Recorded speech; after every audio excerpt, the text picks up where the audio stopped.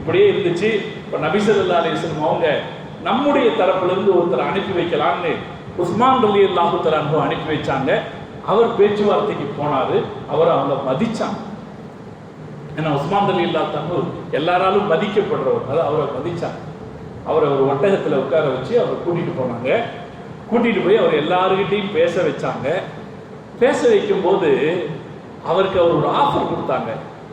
நீங்க வேணும்னா தவாஃப் செஞ்சுட்டு போயிருங்க. எல்லாரும் தவாஃப் செய்யறதுக்கு வந்திருக்காங்க, அவங்க எல்லாம் வெளியே இருக்காங்க. அவருக்கு அவர் ஆஃபர் கொடுத்தாங்க, நீங்க வேணும்னா தவாஃப் செய்யுங்க. உஸ்மான் ரலியல்லாஹு தஆலா சொன்னாங்க, என்னுடைய சாஹிப் அவர் மற்றவர்களும் தவாஃப் செய்யாமல் நான் தவாஃப் செய்ய மாட்டேன்ட்டார். அவங்க உடனே அவர் அனுப்பல, வாங்க பேசலாம். அவங்க பயத்தில் இருந்தாங்க, அதனால பேசலாம்னு அவர் அவங்க இடத்துலயே தங்க வச்சாங்களா. அது செய்தி வேற மாதிரி வந்துருச்சு. உஸ்மான் கொலை செய்யப்பட்டு விட்டார் அப்படின்னு செய்தி. உஸ்மான் கொலை செய்யப்பட்டு விட்டார்னு செய்தி வந்தா தூதரை கொல்லக்கூடாது இல்லையா? முஸ்லிம்களுடைய தரப்புல பெரிய ஒரு கோபம் வந்துருச்சு. நபி ஸல்லல்லாஹு அலைஹி வஸல்லம் அவங்களுடைய இடது கையை நீட்டினாங்க. இடது கையை நீட்டி சொன்னாங்க, ஹாதா யது உஸ்மான், இது உஸ்மானுடைய கை, நான் அவருக்காக யுத்தம் செய்ய தயாராகிறேன்னு தன்னுடைய வலது கையை அதில் அடிச்சு சத்தியம் பண்ணாங்க. அப்படிதான் அத்தனை சஹாபாக்கள் 1400 பேர் யாரு யுத்தத்துக்குன்னு வந்தவங்க அல்ல, உம்ராவுக்குன்னு எஹராமுடையோட வந்தவங்க. வந்த இடத்துல இப்படி ஒரு சூழ்நிலை ஏற்படுது. அப்படி அவங்க எல்லா சஹாபாக்களும் பெருமானாருடைய கையில அடிச்சு சத்தியம் பண்ணாங்க. உமர் ரலியல்லாஹு தஆலா ரசூலுல்லாஹ்வுடைய கையை இப்படி கீழே தாங்கி பிடிச்சிக்கிட்டாங்க. இன்னொரு சஹாபி பக்கத்துல இருந்த அந்த மரக்கிளை ஒடிந்து விடக்கூடாதுங்கிறதுக்காக அந்த மரக்கிளையை தாண்டி பிடிச்சிக்கிட்டாராம். உமர் ரலியல்லாஹு தஆலா ரசூலுல்லாஹ்வுடைய கையை கீழே தாங்கி பிடிச்சிக்கிட்டாங்க. மற்ற சஹாபாக்கள் ஒவ்வொருத்தராக வந்து பையத் செய்து கொடுத்தார்கள். அப்படி பையத் செய்து கொடுத்த இடத்துல அல்லாஹ் அவர்களை திருப்திப்பட்டு கொண்டான். திருக்குர்ஆன் சொல்லுது, இது யுபாயிஉனக தஹ்த ஷஜரா, அந்த மரத்தடியிலே அவர்கள் உங்களுக்கு பையத் செய்து கொடுத்த போது அல்லாஹ்வுடைய ரசூல் சொன்னாங்கன்னு உடனே பையத் செய்து ரலியல்லாஹு அன்ஹும் வரது அன்ஹு, அவர்கள் அல்லாஹ்வை திருப்திப்பட்டு கொண்டார்கள், அல்லாஹ் அவர்களை திருப்திப்பட்டு கொண்டான். இன்னைக்கு சஹாபாக்களை கேட்கும்போது நம்ம என்ன சொல்லுவோம்? அது அல்லாஹ் சொன்னது. அது யார் சொன்னது? அதனால நம்ம இந்த தீனுக்கானவங்கன்னு இருந்தோம்னா, உமர் அப்படின்னு கேட்டா தூக்கத்தில் கூட என்ன வந்திருக்கோம்? மாஷா அல்லாஹ், அல்லாஹ் தௌஃபீக். இந்த மார்க்கத்திற்காக மகத்தான பங்களிப்பு செய்தோம் இல்லையா? நபி ஸல்லல்லாஹு அலைஹி வஸல்லம் அவங்க சொன்னாங்கன்னா எந்த நேரத்திலும் அதுக்காக தயாரா. இப்படி ரசூல் ஸல்லல்லாஹு அலைஹி வஸல்லம் அவங்க தயாராயிட்டாங்க அப்படின்ற செய்தி அவங்களுக்கு தெரிஞ்சுது. பெருமானாரை எதிர்கொள்கிற சூழ்நிலையில் மக்காக்காரங்க அன்னைக்கு இருக்கல. இவங்க 1400 பேர் தான். ஆனா இந்த 1400 பேரை எதிர்கொள்ற நிலையில அங்க இருக்கல. உடனே உஸ்மான் ரலியல்லாஹு அனுப்பி வச்சாங்க. அனுப்பி வச்சதோட பின்னாலேயே அவங்க பார்த்தாங்க, இந்த பிரச்சனையை முடிவுக்கு கொண்டு வர்றதா இருந்தா அவர்கள சிறந்த பேச்சாளர் சுஹைல் இப்னு அம்ர் அப்படின்னு ஒருத்தர். சுஹைல் இப்னு, வரலாற்றில் தனித்துவமான மனிதர்கள் நிறைய பேர் இருக்காங்க. வாழ்ந்தா அப்படியெல்லாம் இருக்கணும். அவங்க எல்லாம் ஒரு சபையில இருந்தாங்கன்னா அந்த சபைக்கான வேலையை செஞ்சிருவாங்க. அந்த மாதிரியான ஆட்கள். சுஹைல் இப்னு அம்ர மக்காக்காரங்க பிடிச்சாங்க. அவரை கூப்பிட்டாங்க, நீங்க தான் இந்த நேரத்துக்கு சரி. இப்ப அவங்க தயாராயிட்டாங்க சண்டைக்கு. எப்படியாவது ஒரு உடன்படிக்கையை நீங்க ஏற்பாடு செஞ்சது. ஒரே ஒரு கோரிக்கை மட்டும் வச்சா போதும். இப்ப அவங்க திரும்பி போயிடணும், அவ்வளவுதான். எப்படியாவது சமாதானம். சுஹைல் இப்னு அம்ர் வந்தார். ஒரு ரலியல்லாஹு தஆலா பின்னாடி இஸ்லாத்தை ஏற்றுக்கிட்ட சஹாபி. அது அல்லாம அவருக்கு வேற பல சிறப்புகளும் இருக்கு. ஆனா அவர் அப்படி ஒரு சஹாபி, தன்னுடைய பேச்சு திறனால எதையும் சாதிக்கிற ஒரு திறன் படைத்த சஹாபி. அவர் நேரா ரசூலுல்லாஹ்ட்ட வந்தார், பேசினார். பல மாதிரி பேசினார். ரொம்ப பணிவாகவும் பேசினாரு, கம்பீரமாகவும் பேசினாரு. இப்படியெல்லாம் உங்க சமூகத்துக்கும் உங்களுக்கு இடையில பிரச்சனை ஏற்பட்டு போச்சு, அதனால இப்ப அப்படின்னு சொல்லிட்டு பேசினார். பேசிய பிறகு அப்ப ரசூல் ஸல்லல்லாஹு அலைஹி வஸல்லம் அவங்களும் ஒரு உடன்படிக்கைக்கு தயாரானாங்க. அவங்களுக்கு பேசும்போது ஒரு உடன்படிக்கைக்கு தயாரானாங்க. அவங்க சொன்னாரு, இந்த வருஷம் திரும்பி போயிடுங்க, அடுத்த வருஷம் உங்களை நாங்க அனுமதிக்கிறோம். அடுத்த வருஷம் உங்களுக்கு 3 நாள் நாங்க மக்காவை காலி பண்ணி தந்துடுவோம், நீங்க மட்டும் வந்து தவாஃப் செய்துட்டு போகலாம். இந்த வருஷம் திரும்பி போயிடணும். அதுக்கு அடுத்து இன்னொரு விஷயம் சொன்னாரு, இனி 10 வருஷத்துக்கு நாம சண்டையிடக்கூடாது. இந்த விவகாரங்களை எல்லாம் ரசூலுல்லாஹ் சொல்லல. இதெல்லாம் யார் சொல்றா? சுஹைல் இப்னு அம்ர் தான் சொல்றார். இனி 10 வருஷத்துக்கு நாம் சண்டையிடக்கூடாது அப்படிங்கிறார். சரி, அதுவும் சொல்லப்படுது. அதுக்கப்புறம் மூணாவதா ஒண்ணு, நாம இந்த அமைதி ஒப்பந்தம் போடுறோமே, இந்த ஒப்பந்தத்தில் வேறு யாரும் சேர்ந்து கொள்ள விரும்பினால் அவர்களும் சேர்ந்து கொள்ளலாம். எல்லாம் குடும்பங்களா தானே இருந்தாங்க. அதனால இந்த ஒப்பந்தத்தில் வேற யாராவது சேர்ந்து கொள்ள விரும்பினால் அவர்களும் சேர்ந்துக்கலாம். முகமது ரசூலுல்லாஹ்வுடைய தரப்புலையும் சேர்ந்துக்கலாம், மக்கா குறைஷிகளுடைய தரப்புலையும் சேர்ந்துக்கலாம். மூணாவது. நாலாவது ஒரு வார்த்தை சொன்னாங்க, மன் அத்தா முஹம்மதன் மின் குறைஷின் மின் கைரி இதிரி வலி. மக்காலிருந்து யாராவது ஒருத்தர் அவருடைய தந்தையின் சம்பந்தம் இல்லாமல் முஸ்லிம் ஆகி மதீனாவுக்கு வருவாரானால் அவரை திருப்பி அனுப்பிவிட வேண்டும். மக்காலிருந்து யாராவது ஒருத்தர் அவருடைய தந்தையின் பொறுப்பாளரின் சம்மதம் இல்லாமல் வருவாரானால் அவரை திருப்பி அனுப்பிடணும். ஆனா அதே நேரத்தில் மதீனாலிருந்து யாராவது இந்த பக்கம் வருவாரானால் அவரை நாங்க திருப்பி அனுப்ப மாட்டோம் அப்படின்னு சொல்லி 4 விஷயங்களை வச்சுட்டு இதுல பிரதானமானது 3 தான். இந்த 3 நிபந்தனைகள் 3 என்ன? ஒன்று, இந்த வருஷம் திரும்பி போயிடணும், அடுத்த வருஷம் வரணும். 2வது 10 வருஷத்துக்கு சமாதான உடன்படிக்கை. 3வது இங்கிருந்து யாராவது அங்க வந்தாங்கன்னா திருப்பி அனுப்பிடணும். யாராவது வந்தாங்கன்னா பொறுப்பாளருடைய சம்மதம் இல்லாமல் யாரும் வந்தாங்கன்னா திருப்பி அனுப்பிடணும். இப்படி 3 நிபந்தனை சொன்னாங்க. நபி ஸல்லல்லாஹு அலைஹி வஸல்லம் அவர்கள் ஒத்துக்கொண்டார்கள். ரசூலுல்லாஹ் ஒத்துக்கிட்டதுல ஆச்சரியம் கிடையாது. ஏன்? எப்ப அவர்களுடைய ஒட்டகை அங்கே உட்கார்ந்துச்சோ அப்பவே ரசூலுல்லாஹ் என்ன முடிவு பண்ணிட்டாங்க? காபாவை கண்ணியப்படுத்துகிற எந்த ஒரு ஒப்பந்தமாக இருந்தாலும் அதற்கு நான் ஒத்துக்கொள்வேன். இப்ப இந்த ஒப்பந்தத்தில் எது பாதிப்படையுது? முஸ்லிம்களுடைய கௌரவம் பாதிப்படையுது. நம்முடைய கௌரவம், நம்மளுடைய கம்பீரத்துக்கு ஒரு பாதிப்பை தவிர வேற பிரச்சனை இல்லை. அடுத்த வருஷம் அனுமதிக்கிறேன்னு சொல்லிட்டாங்க. இப்ப நம்முடைய கம்பீரம் பாதிப்புக்குள்ளானாலும் கூட என்ன, நம்ம கொஞ்சம் தோத்து போன மாதிரி இருக்கும் இல்லையா? உம்ரா செய்யறதுக்குன்னு வந்திருக்கோம், உம்ரா செய்ய முடியாம திரும்பி போகும். இப்ப நம்முடைய கம்பீரத்துக்கு ஒரு பாதிப்பு தான் என்றாலும் கூட இந்த ஒப்பந்தத்தில் பல நல்ல விஷயங்கள் இருக்கிறது என்று ஸல்லல்லாஹு அலைஹி வஸல்லம் அவர்கள் புரிந்து கொண்டார்கள். அலி ரலியல்லாஹு தஆலா அழைத்தார்கள், எழுதுங்கள் என்று சொன்னார்கள். இப்ப எழுதுங்கள்னு சொன்ன உடனே பிஸ்மில்லாஹிர் ரஹ்மானிர் ரஹீம் அப்படின்னு எழுத சொன்னாங்க. அப்போது உடனே சுஹைல் ஆட்சேபிச்சார், அர் ரஹ்மான் சொல்லக்கூடாதுன்னார். அன்னைக்கு இருந்த அரபுகள்கிட்ட குலப்பெருமை அப்படியெல்லாம் இருந்துச்சு. சில வார்த்தைகளை அவங்க பிரயோகிப்பாங்க, சிலதை பிரயோகிக்க மாட்டாங்க. அப்ப அவங்க என்ன, ரஹ்மான்ங்கிறது அர்த்தம் இருக்கு பயன்பாட்டில் இருக்கு, ஆனா இவங்க அதை பிரயோகிக்க மாட்டாங்க. அதனால அர் ரஹ்மான் போடக்கூடாதுன்னு ஸ்டார்டிங்லேயே. சரி, பிஸ்மில்லாஹி தஆலா இப்படித்தான் போடுறது பழக்கம், அப்படி போட்டுக்குங்க. அதுக்கடுத்து மின் முஹம்மதின் ரசூலில்லாஹி, அல்லாஹ்வுடைய தூதர் முஹம்மதிடமிருந்து முஹம்மதும் சுஹைல் இப்னு அம்ரும் எழுதி கொண்டதுன்னு எழுத சொன்னாங்க. அப்ப அவரு ரசூலுல்லாஹ்னு போடாதீங்க, முஹம்மது இப்னு அப்துல்லாவுடைய மகன் முஹம்மதுன்னு போடுங்க. ஸல்லல்லாஹு அலைஹி வஸல்லம் அலி ரலியல்லாஹு தஆலா சரி அதை அழிச்சிருங்க, ரசூலுல்லாஹ்ன்றத அழிச்சிருங்கன்னாரு. அவர் அழிக்க மாட்டேன்ட்டார். ரசூலுல்லாஹ்ன்ற வார்த்தையை நான் அழிக்க மாட்டேன்னாரு. நபி ஸல்லல்லாஹு அலைஹி வஸல்லம் அதை வாங்கி அவங்க கையால் அந்த வார்த்தையை அழிச்சாங்க. அழிச்சதுக்கு அப்புறம் மின் முஹம்மது இப்னு அப்துல்லா ஹாதா மா காதா முஹம்மது இப்னு அப்துல்லா வ சுஹைல் இப்னு அம்ர், முஹம்மது இப்னு அப்துல்லாவும் சுஹைல் இப்னு அம்ரும் செய்து கொண்ட உடன்படிக்கை அப்படின்னு ஒரு உடன்படிக்கை எழுதப்பட்டது. அந்த உடன்படிக்கைக்கு கையெழுத்து போடும்படி ரசூல் ஸல்லல்லாஹு அலைஹி வஸல்லம் அவங்க அபூபக்கர் சித்திக் ரலியல்லாஹு தஆலா சொன்னாங்க, உமர் ரலியல்லாஹு தஆலா சொன்னாங்க, அலி ரலியல்லாஹு தஆலா சொன்னாங்க. எல்லாரும் கையெழுத்து போட்டாங்க. நம்முடைய தரப்புல இருந்து 6 பேர் கையெழுத்து போட்டாங்க, அந்த தரப்புல இருந்தும் பலர் கையெழுத்து போட்டாங்க. ஒப்பந்தம் கையெழுத்தாச்சு. ஒப்பந்தம் கையெழுத்தானது சஹாபாக்கள்ல பல பேரால ஜீரணிக்க முடியல. இது என்ன ஒப்பந்தம் இது? நம்ம ஏற்கனவே தான் சண்டைக்கு தயாரா கையெழுத்து கொடுத்துருக்கோம், அதுக்கிடையில இப்படி ஒரு ஒப்பந்தம் அவங்களால ஜீரணிச்சுக்க முடியல. சஹாபாக்கள்ல சில பேர் யாரும் கேட்க முடியாது. உமர் ரலியல்லாஹு தஆலா நேரா நபி ஸல்லல்லாஹு அலைஹி வஸல்லம் கிட்ட வந்து கேட்டார், யா ரசூலுல்லாஹ், யா ரசூலுல்லாஹ்,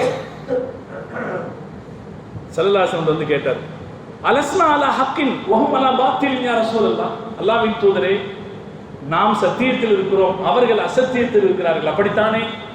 ஸல்லல்லாஹு அலைஹி வஸல்லம் சொன்னாங்க, ஆமா அப்படித்தான்.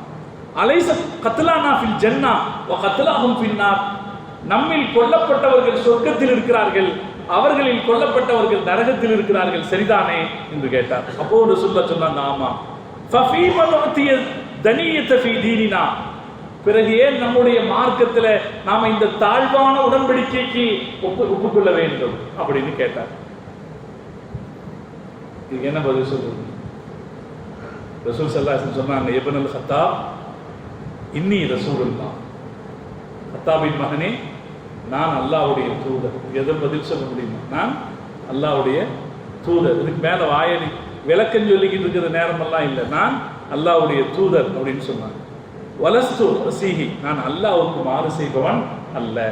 நான் அல்லாஹ்வுடைய தூதர், அல்லாஹ்வுக்கு மாறு செய்பவன் அல்ல. ஒஹுவ நாசிரி, அல்லாஹ் எனக்கு உதவி செய்வான், என்னை ஒருபோதும் அவன் கைவிட மாட்டான் அப்படின்னு ரசூலுல்லாஹ் சொன்னான். அப்ப உமர் ரலியல்லாஹு அடுத்து கேட்டாங்க, எங்களை எல்லாம் மதீனாலிருந்து கிளம்பும் போது காபாவை தவாஃப் செய்ய வைப்பேன்னு சொல்லிட்டு தானே கூட்டிட்டு வந்தீங்க, காபாவை தவாஃப் செய்ய வைப்பேன்னு சொல்லி தானே கூட்டிட்டு வந்தீங்க, இப்ப என்னாச்சு? அப்ப ரசூலுல்லாஹ் சொன்னாங்க, நிச்சயம் நீங்கள் இதற்கு இன்னக ஆத்தீஹி, நீங்கள் நிச்சயம் இதற்கு ஒரு தடவை வருவீர்கள், முதவ்வஃபன் பிஹி, அதை தவாஃப் செய்வீங்க. இப்ப நடக்கல, அவ்வளவுதான். இப்ப நடக்கல, அவ்வளவுதான். வேற எதுவும் பேச முடியுமா? அவர் திரும்பி போனார். திரும்பிய போதும் அவருடைய அந்த இது அடங்கல, அவருடைய அந்த மனோநிலை சீரடையில. நேரா அபூபக்கர் சித்திக் ரலியல்லாஹு அன்ஹு போய் இதே கேள்வி கேட்டார், என்னங்க இப்படி நடக்குது? அபூபக்கர் சித்திக் ரலியல்லாஹு அன்ஹு சொன்னாங்க, அவர் அல்லாஹ்வுடைய தூதர். ரசூலுல்லாஹ் என்ன சொன்னாங்க? நான் அல்லாஹ்வுடைய தூதர். இவர் சொன்னாரு அவர். அவங்க ரெண்டு பேருக்கு ஒரே சிந்தனை. அபூபக்கர் சித்திக் ரலியல்லாஹு அன்ஹு ரசூலுல்லாஹ்வுக்கு ஒரே சிந்தனை. அவர் சொன்னார், அவர் அல்லாஹ்வுடைய தூதர், அவருக்கு அல்லாஹ் உதவி செய்வான், நீ அவரது சட்டையை பலமாக பிடித்துக்கொள் மௌத்தாகிற வரைக்கும், அவரது சட்டையை பலமாக பிடித்துக்கொள் மௌத்தாகிற வரைக்கும். ஃபவல்லாஹி இன்னஹு லஅலா ஹக்கின், நிச்சயம் அவர் சத்தியவாதிதான், சத்தியத்தின் மீது இருக்கிறார் அப்படின்னு அபூபக்கர் சித்திக் ரலியல்லாஹு அன்ஹு சொன்னாங்க. இப்படி சொல்லிட்டு ஸல்லல்லாஹு அலைஹி வஸல்லம் சொன்னாங்க, உங்களுடைய ஒட்டகைகளை எல்லாம் அறுத்து குர்பானி கொடுத்துருங்க, ஏன்னா அதை கொண்டு வந்திருக்கு, அறுத்து குர்பானி கொடுத்துட்டு மொட்டை அடிச்சுக்குங்கன்னு சொன்னாங்க. சஹாபாக்கள் யாரும் உடனே அதற்கு ஒத்து வரல, அவர்கள் பேசாமையே இருந்தாங்க. நபி ஸல்லல்லாஹு அலைஹி வஸல்லம் அவங்க கொஞ்ச நேரம் பார்த்துட்டு இருந்தாங்க. பிறகு நேர அவங்களுடைய கூடாரத்துக்கு போனாங்க. உம்மு சலமா அம்மா என்ன உங்களுடைய கவலைன்னு கேட்டாங்க. என்னுடைய தோழர்கள் நான் சொன்ன பிறகும் இப்படியே நிற்கிறார்களே நாங்க. அவங்க சொன்னாங்க, நீங்க வெளியே போங்க, யார்கிட்டையும் பேசாதீங்க, நேரா போய் உங்க ஒட்டகத்தை அறுத்து குர்பானி கொடுத்துருங்க, அதுக்கப்புறம் நீங்க மொட்டை அடிங்க, என்ன நடக்குது பாருங்கன்னா.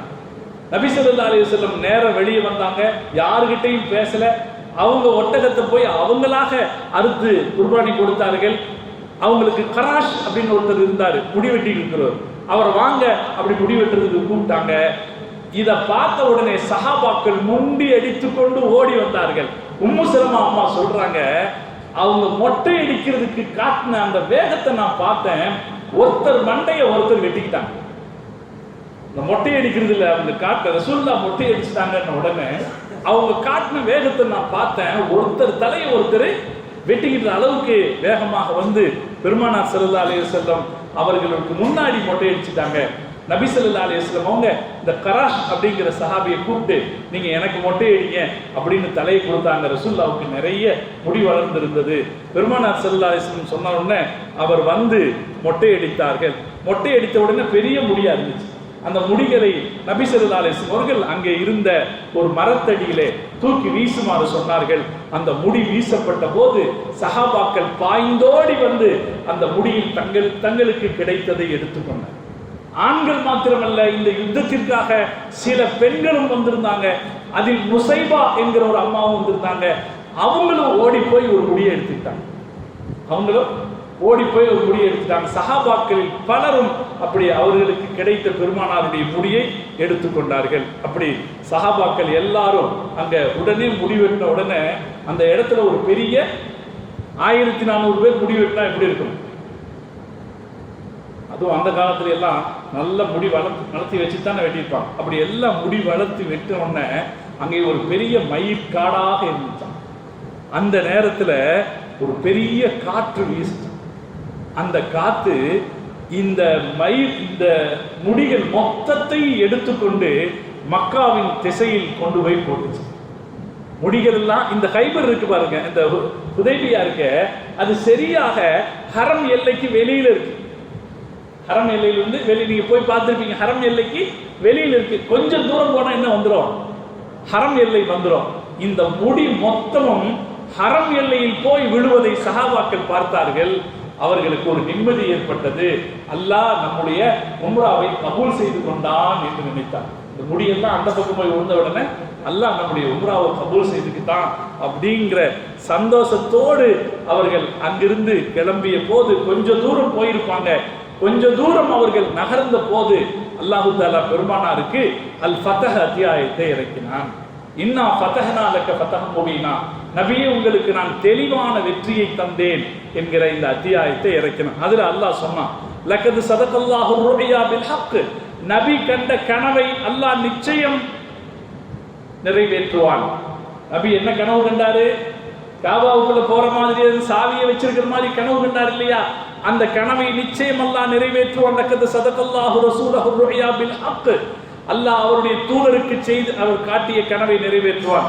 லா ததுகுலன்னல் மஸ்ஜிதுல் ஹராம இன்ஷா அல்லாஹ், இன்ஷா அல்லாஹ் நீங்கள் மஸ்ஜிதுல் ஹராமுக்குள் நுழைவீர்கள். முஹல்லிகீன ரூஸக்கும், உங்களது தலைகளை மழித்தவர்களாக நீங்கள் நுழைவீர்கள். முகஸ்ஸிரீன, சில பேர் முடி மொட்டை அடிக்காம முடியை மட்டும் வெட்டியிருந்தாங்க. முகஸ்ஸிரீன, முடியை குறைத்தவர்களாக நீங்கள் நுழைவீர்கள். லா தகாஃபுன, யாருக்கும் நீங்கள் பயப்பட வேண்டிய ஒரு சூழ்நிலை இருக்காது அப்படின்னு அல்லாஹு தஆலா இந்த சந்தர்ப்பத்தில் ஒரு பெரிய வெற்றி கிடைக்குங்கிற இந்த அத்தியாயத்தை இறக்கும். இந்த அத்தியாயம் இறங்கிய போது மீண்டும் உமர் ரலியல்லாஹு தஆலா ரசூலுல்லாஹ் வந்தார். இது வெற்றியான்னு கேட்டாங்க. இப்போ நபி ஸல்லல்லாஹு அலைஹி வஸல்லம் சொன்னாங்க, நிச்சயமாக இது வெற்றி தான் சொன்னாங்க. இப்படி ரசூல் ஸல்லல்லாஹு அலைஹி வஸல்லம் ஒரு கேள்வி பின்னாடி அது வெற்றின்றது தெளிவாச்சு. எப்படி வெற்றின்றது தெளிவாச்சு. அந்த நேரத்தில் யாரும் கேட்காத போது உமர் ரலியல்லாஹு தஆலா இப்படி கேட்டாங்களா இல்லையா? அது அவங்க மனசுக்குள்ள ஒரு பயமாக இருந்துகிட்டே இருந்துச்சு. ரசூலுல்லாஹ்ட்ட இப்படி கேள்வி கேட்டுட்டோமே, கடைசி நேரத்தில் ஈமான் இல்லாம அல்லாஹ் மௌத்தாக்கிடுவானோ அப்படின்னு பயந்துகிட்டே யாரு? உமர் ரலியல்லாஹு. அதனால அவர் சொல்றாரு, ஃபஅமில்து லிதாலிக அமாலன், நான் இப்படி கேள்வி கேட்டதுக்காக நான் அமல் செய்துக்கிட்டே இருந்தேன். நான் நிறைய அமல் செய்துக்கிட்டே இருந்தேன். இப்படி நான் ரசூலுல்லாஹ்ட்ட ஒரு கேள்வி கேட்டுட்டேன், அமல் செய்துக்கிட்டே இருந்தேன். மாசில்து அத்தசத்தகு அஸூமு உஸல்லி, நான் தொடர்ந்து தர்மம் செய்வேன், நோன்பு வைப்பேன், அடிமைகளை உரிமை விடுவேன், தொடர்ந்து நான் செஞ்சுக்கிட்டே இருந்தேன். எதுக்காக? மகாஃபத்த கலாமி அல்லதி தகல்லம்து பிஹி, அல்லாஹ்வுடைய தூதரிடத்திலே நான் பேசினேனே இந்த வார்த்தையை பயந்து நான் செஞ்சுக்கிட்டே இருந்தேன். அத்தா ரஜௌத்து அன் யகூன கைரா, என் வாழ்க்கையில் மோசமான முடிவு ஏற்பட்டு விடாமல் இது நல்லதாக ஆகணுமேனு நான் இப்படி செஞ்சுக்கிட்டே இருந்தேன் உமர் ரலியல்லாஹு அன்ஹு. அந்த நேரத்தில் அது யாருக்கு தெரியாது. ஆனால் முஸ்லிம்களுக்கு அல்லாஹ் ஒரு பார்வையை கொடுத்தான். முஸ்லிம்கள் இப்போ இந்த ஒப்பந்தம் பண்ணாங்களா இல்லையா, நீ அடுத்து நம்ம பார்ப்போம் மக்கா வெற்றியில் இது என்ன நடந்துச்சுன்னு பார்ப்போம். ஏன்னா இது எந்த வருஷம் நடக்குது? மாஷா நல்ல பிரமா நல்லா இருக்கு, 6 நடக்குது. அதுக்கு அடுத்த நம்முடைய தலைப்புல மக்கா வெற்றின்னு ஒன்று இருக்கு. மக்கா வெற்றியை ரசூலுல்லாஹ் ஹிஜ்ரி 8 அடைகிறாங்க. 2 வருஷத்துல மக்காவை ஜெயிக்கிறாங்க. அப்ப என்ன ஒரு கேள்வி வரும்? 10 வருஷம் உடன்படிக்கை இருக்கு, அது அப்புறம் எப்படி ரசூலுல்லாஹ் 2 வருஷத்துல மக்காவை ஜெயிச்சாங்கன்னு ஒரு கேள்வி இருக்கு. அதுக்கு பின்னாடி தான் மிகப்பெரிய ஒரு செய்தி இருக்கு. நபி ஸல்லல்லாஹு அலைஹி வஸல்லம் அவங்களுக்கு இந்த இடைக்காலம் பெரிய ஆதரவு காலமாக இருந்துச்சு. ஏன்னா இந்த ஒப்பந்தத்துல மக்காக்காரங்க அவங்களுடைய எல்லா கௌரவத்தையும் விட்டு கொடுத்துட்டாங்க. ஏன்னா ரசூலுல்லாஹ்ட்ட வந்து ஒப்பந்தம் போட்டாங்களா இல்லையா? அவங்க எந்த நபியை வெளியே துரத்துனாங்களோ அந்த நபிகிட்ட வந்து சரிக்கு சமமாக ஒப்பந்தம் போடுற ஒரு சூழ்நிலை ஏற்பட்டுடுச்சு. இன்னொன்னு, அவருக்காக அடுத்த வருஷம் காபாவை காலி பண்ணி தர்றேன்னு சொல்லிட்டாங்க. அப்ப அவருடைய வழிபாடு காபாவில் நிலை பெறுவதற்கு வாய்ப்பாயிடுச்சு. இது எல்லாத்தையும் மேல ரசூல் ஸல்லல்லாஹு அலைஹி வஸல்லம் இலக்கு ஜெயிக்கிறது கிடையாது, ஆளுகளை ஜெயிக்கிறது கிடையாது, மக்கள் நிம்மதியாக அவர்கள் விரும்புகிற வழிபாட்டை செய்ய வேண்டும். இதுதான் ரசூலுல்லாஹ்வுடைய நோக்கம். அல்லாஹ்வுடைய தீன் நிலைக்க வேணும். அந்த தீன் நிலைப்பதற்கான வாய்ப்பு ஏற்பட்டது.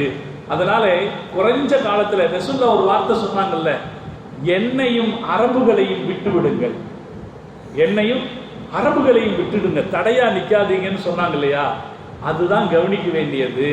நபி ஸல்லல்லாஹு அலைஹி வஸல்லம் அவங்க இந்த ஒப்பந்தத்துல கையெழுத்து போட்டு 2 பேருக்கு இடையில சமாதான உடன்படிக்கை நடைபெற்று விட்டதுன்னு தெரிஞ்ச உடனே அரபு நாட்டில் இருந்த மக்கள் கூட்டமாக வந்து இஸ்லாத்தை தழுவ ஆரம்பித்தார்கள். பல சஹாபாக்கள் சொல்றாங்க, நாங்க இப்படி ஒரு நேரத்துக்காக காத்திருந்தோம், யமனில் இருந்து மற்ற பகுதிகளில் இருந்தெல்லாம் வந்து இஸ்லாத்தை தழுவ ஆரம்பிச்சாங்க. அதுதான் ரசூலுல்லாஹ்வை பொறுத்த வரைக்கும் வெற்றி. மக்கள் தீனுக்குள்ள வர்றதுதான் பெருமானாருக்கு வெற்றி. அது ஒரு மிகப்பெரிய வெற்றியாக இருந்தது. இன்ஷா அல்லாஹ் அதை நம்ம பார்க்கலாம். இதுல நம்ம கவனிக்கிறது என்னன்னா, ரசூலுல்லாஹ் ஜெயிச்சதுக்கு காரணம் சில உடன்பாடுகளுக்கு சம்மதிச்சது. வாழ்க்கையில எப்போதுமே நான் பிடிச்ச முயலுக்கு 3 காலு அப்படின்னு நிற்கிறவங்க எந்த உடன்பாட்டுக்கும் யாரோடையும் உடன்பட்டு போக மாட்டாங்க இல்லையா? அது வாழ்க்கையில அது கம்பீரம் அல்ல, அது வெற்றி அல்ல. பல நேரங்கள்ல நாம இந்த பிடிவாதத்தை விட்டு இறங்கி வந்து, ரசூலுல்லாஹ் அல்லாஹ்வுடைய தூதர் அல்லவா, மக்கா குறைஷிகளோட ஒப்பந்தம் போடும்போது நான் என்ன இந்த காஃபிர்களோட இறங்கி போறது அப்படின்னு நினைச்சிருந்தா, அப்ப ஸல்லல்லாஹு அலைஹி வஸல்லம் அதை செய்யல. ரசூலுல்லாஹ் என்ன பண்ணாங்க, உடன்பாடுகளுக்கு எங்கு வாய்ப்பு கிடைக்குதோ அங்கு உடன்பட்டு போனால் மகத்தான வெற்றியை நாம் பெற முடியும். பெரிய மனிதர்கள் அப்படித்தான், தொழிலாளர்களோடு, சக வியாபாரிகளோடு, அல்லது நம்ம குடும்பத்திலேயே கூட. அல்லாஹ் குர்ஆன்ல ஒரு இடத்துல சொல்லுவான், வஸுல்ஹு கைர், உடன்பாடுகள் நல்லது. அது எந்த இடத்துல சொல்லுவான்னா, கல்யாணமான புருஷன் பொண்டாட்டி கடையில சண்டை வருது பார்த்தீங்களா, அந்த இடத்துல இருக்கிற பிரச்சனையை பத்தி பேசும்போது அல்லாஹ் சொல்லுவான் உடன்பாடு நல்லது. 2 பேரும் 2 பக்கம் இழுத்துட்டு நிற்பாங்க இல்லையா? அப்படி இழுத்துட்டு நிற்கும் போது நான் பிடிச்ச மயிலுக்கு 3 காலுன்னு ஒவ்வொருத்தரும் அவங்களுடைய பெருமையில நின்னாங்கன்னா ஒண்ணு சேர முடியாது. சரி, நீ கொஞ்சம் இறங்கி வா, நான் கொஞ்சம் இறங்கி வர்றேன், அல்லது அவர் இறங்கியே வரல நான் இறங்கி போறேன் அப்படின்னு உடன்பாடு காணும் போது அது நன்மையானதாக இருக்கும். நன்மைன்னு சொல்றது யாரு சொல்றா? அல்லாஹ் சொல்றான். உடன்பாடு காணுதல் என்பது நல்லது. அப்படி நபி ஸல்லல்லாஹு அலைஹி வஸல்லம் உடன்பாடு கண்டாங்க. அதே நேரத்துல உடன்பாடு காணுதல் அப்படிங்கிறதுல என்ன இருக்கணும்னா, எதையாவது மதிக்க வேண்டியதை மதிக்க வேண்டிய விஷயம் இருந்தால் உடன்பாடு காணும். சிறப்பான உதாரணம் ஒன்றும் இல்லை, ஒரு பெரிய மனுஷன் சொல்றாரு கேட்டுக்கங்க அப்படின்னு சொல்லுவாங்களா இல்லையா? பஞ்சாயத்து நடக்கும்போது குடும்பங்கள்லயே பஞ்சாயத்து என்ன சொல்லுவாங்க, பெரிய மனுஷர் இருக்காருப்பா, அவருக்காக நீங்க ஒத்துப்போங்க சொல்லுவாங்களா இல்லையா? அப்படி நடக்கும்போது கண்ணியப்படுத்த வேண்டிய ஒன்றை கண்ணியப்படுத்துவதற்காக ரசூலுல்லாஹ் என்ன வார்த்தையை சொன்னாங்க? காபாவை கண்ணியப்படுத்துகிற எந்த திட்டத்தை சொன்னாலும் நான் உடன்படுவேன்னு சொன்னாங்களா இல்லையா? இதை நாம நினைவில் வச்சுக்கணும்.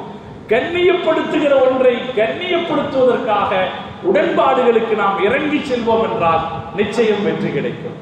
அதனால உடன்பாடுகள் அப்படின்னு வரும்போது எல்லா விஷயத்திலையும் உடன்பற்ற முடியுமான்னு ஒரு கேள்வி கேட்பாங்க சில பேர்.